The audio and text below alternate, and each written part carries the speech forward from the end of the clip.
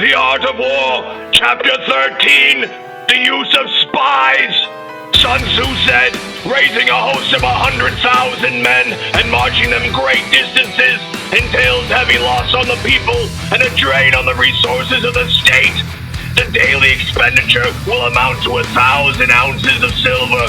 There will be commotion at home and abroad, and men will drop down exhausted on the highways. As many as 700,000 families will be impeded in their labor. Hostile armies may face each other for years, striving for the victory which is decided on a single day. This being so, to remain in ignorance of the enemy's condition, simply because one grudges the outlay of 100 ounces of silver in honors and emoluments, is the height of inhumanity. One who acts thus is no leader of men, no present help to his sovereign, no master of victory. Thus, what enables the wise sovereign and the good general to strike and conquer and achieve things beyond the reach of ordinary men is foreknowledge.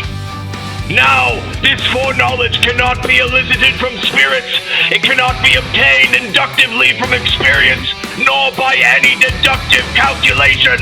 Knowledge of the enemy's dispositions can only be obtained from other men. Hence, the use of spies, of whom there are 5 classes. 1. Local spies. 2. Inward spies. 3. Converted spies. 4. Doomed spies. 5. Surviving spies! When these 5 kinds of spies are all at work, none can discover the secret system. This is called divine manipulation of the threads. It is the sovereign's most precious faculty. Having local spies means employing the services of the inhabitants of a district. Having inward spies making use of the officials of the enemy. Having converted spies getting hold of the enemy spies and using them for our own purposes. Having doomed spies doing certain things openly for purposes of deception, and allowing our spies to know of them and report them to the enemy. Surviving spies, finally, are those who bring back news from the enemy's camp. Hence, it is that which none in the whole army are more intimate relations to be maintained than with spies. None should be more liberally rewarded. In no other business should greater secrecy be preserved. Spies cannot be usefully employed without a certain intuitive sagacity. They cannot be properly managed without benevolence and straightforwardness. Without subtle ingenuity of mind, one cannot make certain of the truth of their reports.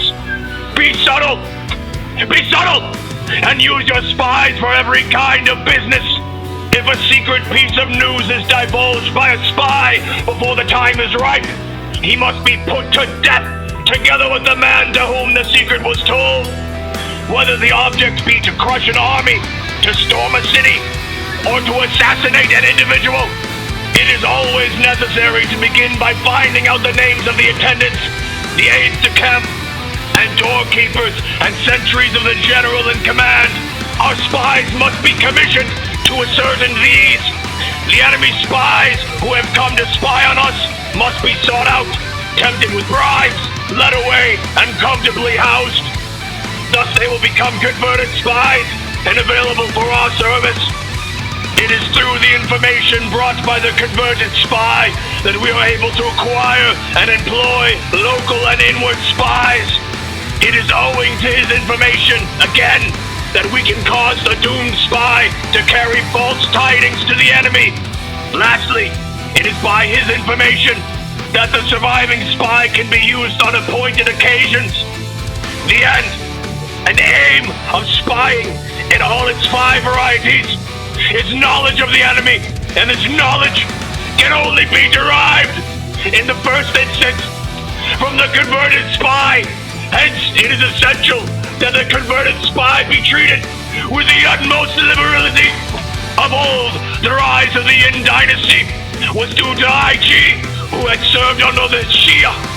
Likewise, the rise of the Chao dynasty was due to Luya, who had served under the Yin.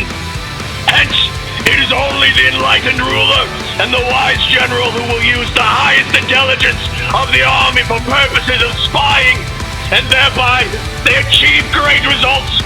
Spies are a most important element in water, because on them depends an army's ability to move.